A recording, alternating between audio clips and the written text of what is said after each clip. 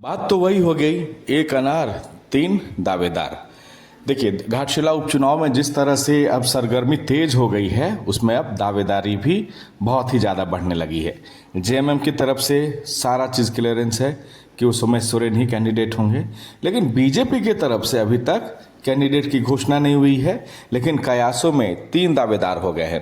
पहले से चंपई सोरेन अपने बेटे के लिए लॉबिंग कर रहे हैं। दूसरी तरफ ये कहीं कहीं माना जा रहा है कि अर्जुन मुंडा भी यानी तो अपनी पत्नी यानी तो खुद के लिए यहाँ से टिकट चाह रहे हैं। अब एक तीसरे आ गए हैं घाटशिला में बीजेपी की तरफ से बड़े दावेदार के तौर पर।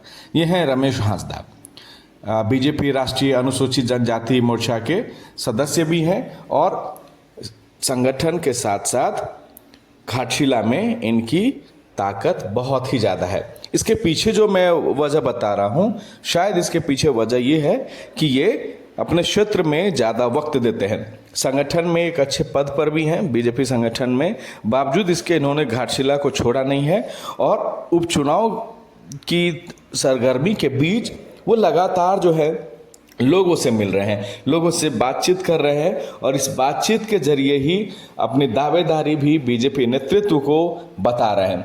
पिछले विधानसभा चुनाव में चूंकि राजनीतिक तब्दीलियां बहुत ज़्यादा हुई थी, चंपई दा आ गए हुए थे सीधे बीजेपी में और उन्होंने 2 सीट की मांग की थी, एक अपने लिए और एक अपने बेटे के लिए। और उस समय भी शायद ये रमेश हांसदा जो हैं दावेदारी कर रहे थे, लेकिन जिस तरह से प्रदेश की राजनीति बदली थी, बीजेपी की राजनीति बदली थी, उसमें उन्होंने मौन होना ही सही समझा। लेकिन इस बार जो है उनके पास मुद्दे बहुत हैं और सबसे सटीक मुद्दा ये कहने का है दावेदारी के पीछे कि भाई पिछले विधानसभा चुनाव में उन्होंने चंपई सोरेन के बेटे के लिए सीट त्याग दिया था और नतीजा देखिए क्या हुआ। और इस बार भी वही हाल है, तो क्यों नहीं इस बार रमेश हांसदा को टिकट दिया जाए घाटशिला के उपचुनाव से। अगर ऐसा कुछ होता है तो चूंकि ये ट्राइबल सीट है और ये ट्राइबल नेता ही हैं, साथ ही साथ बीजेपी में अनुसूचित जनजाति मोर्चा के सदस्य भी हैं, तो एक तरह से ये माना जा रहा है कि विश्व की सबसे बड़ी पार्टी के एक अनुसूचित जनजाति मोर्चा के नेता होने के साथ साथ अगर वो धरातल पर भी काम करेंगे तो बहुत कुछ हो सकता है घाटशिला में।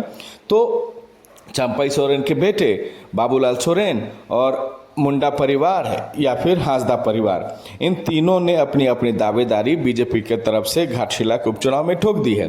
हालांकि अभी दुर्गा पूजा से शायद पहले जो है रांची में लक्ष्मीकांत वाजपेयी आने वाले हैं और चुनाव समिति की एक बैठक होने वाली है। इस बैठक के जरिए इन तीनों में से ही किसी एक के नाम पर चर्चा होगी और ये केंद्रीय नेतृत्व को भेजा जाएगा, जहां से सर्वसम्मति से एक नाम पर फैसला लिया जाएगा। लेकिन उससे पहले रमेश हांसदा ने, चंपई दा ने अपने बेटे के लिए और मुंडा परिवार ने अपने के लिए दावेदारी की है।